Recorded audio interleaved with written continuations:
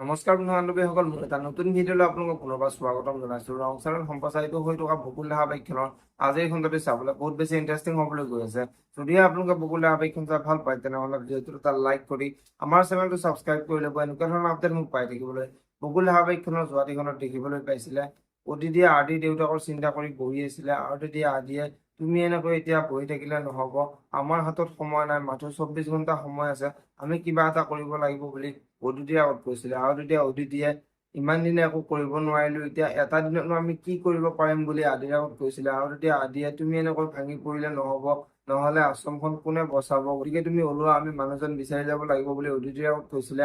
আৰু আদি আৰু অদিতিয়ে পদ্মেশ্বৰ বৰুৱা নামৰ মানুহজনক দোকানে দোকানে বিচাৰি ফুৰিছিলে, আৰু বহুত বিচাৰি নোপোৱাত আদিয়ে এনেকৈ আৰু নহ'ব, আমি বেলেগ ব্যৱস্থা কৰিব লাগিব বুলি অদিতিৰ আগত কোৱা দেখিবলৈ পাইছিলে।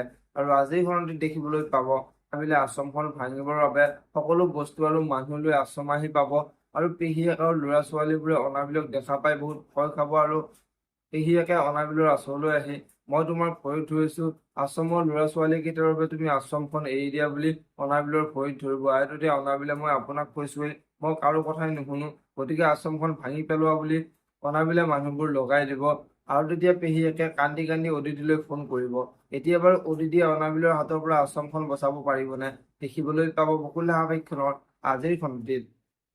আজিৰ খণ্ডটিত আদিৰ মাক আকৌ দেউতাকৰ ওচৰলৈ আহিব, আৰু দেউতাকৰ ওচৰলৈ আহি, আপুনি এনেকুৱা কামত ব্যস্ত হৈ থাকিলে নহ'ব, আপুনি চেকআপটো কৰি আহিব লাগিব বুলি আদিৰ দেউতাকক আকৌ লগ ধৰিব। আৰু তেতিয়া আদিৰ দেউতাকে, মোৰ একো হোৱা নাই, আৰু মাক বাপেকৰ চিন নোহোৱা মানুহৰ কথা শুনি মই কেতিয়াও চেকআপলৈ নাযাওঁ বুলি আদিৰ মাকৰ আগত ক'ব। এতিয়া বাৰু আদিৰ দেউতাক আকৌ অসুস্থ হৈ পৰিব নেকি, দেখিবলৈ পাব বকুল ধাৰাবাহিকখনৰ আজিৰ খণ্ডটিত।